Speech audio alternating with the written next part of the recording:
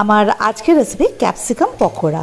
Capsicum দিয়ে আপনারা কিন্তু খুব সহজে এই পকোড়াটা বানিয়ে ফেলতে পারেন। ভীষণ তাড়াতাড়ি তৈরি হয়ে যায় আর চায়ের সঙ্গে স্ন্যাক্স হিসেবে খেতেও কিন্তু খুব ভালো লাগে। যে কোনো সসের সঙ্গে পরিবেশন করুন, ভীষণ ভালো লাগবে। তো চলুন শুরু করা যাক রান্নাটা। এখানে আমি ক্যাপসিকাম দুটো বড় নিয়েছি, দুটো বড় ক্যাপসিকাম কুচিয়ে নিয়েছি ধনেপাতা এক আটি, এটাও কুচিয়ে নিয়েছি, কাঁচা লঙ্কা দুটো নিয়েছি। তো আপনারা যে যেরকম ঝাল খান সেই অনুযায়ী কাঁচা লঙ্কা পরিমাণ বাড়িয়ে বা কমিয়ে নেবেন। আর আদা কুচি নিয়েছি 1 টিস্পুন। এবারে একটা পাত্রের মধ্যে, একটা বোলের মধ্যে এইসব কুচিগুলো মানে ক্যাপসিকাম, আদা, ধনেপাতা, কাঁচা লঙ্কা এগুলো সমস্ত নিয়ে নেব। মানে এটা একটা মিশ্রণ তৈরি করব আর কি।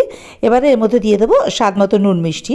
আমি এখানে 1 টিস্পুন নুন দিয়েছি আর মিষ্টিও মানে চিনিও 1 টিস্পুন দিয়েছি। আপনারা চাইলে চিনি স্কিপ করতে পারেন, তবে দিলে ভালো লাগবে। কালো জিরে দিলাম 1 টিস্পুন, বেসন মেজারিং কাপের 1 কাপ, আর ওই তিল, সাদা তিল দিলাম 1 টেবিল স্পুন। আপনারা তিলের পরিবর্তে পোস্ত দিতে পারেন। আর দিলাম 2 টেবিল স্পুন সাদা তেল।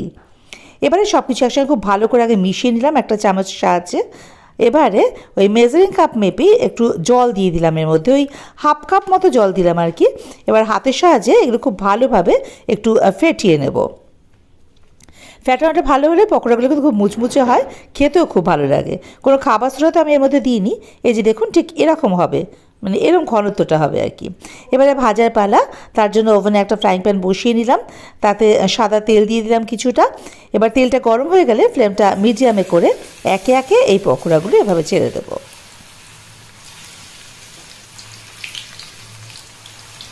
এবারে প্রথমে নাড়তে যাব না, এটা থাক। একটা পিঠ একটু সোনালি হয়ে গেলে তারপরে এগুলোকে উল্টে দেবো।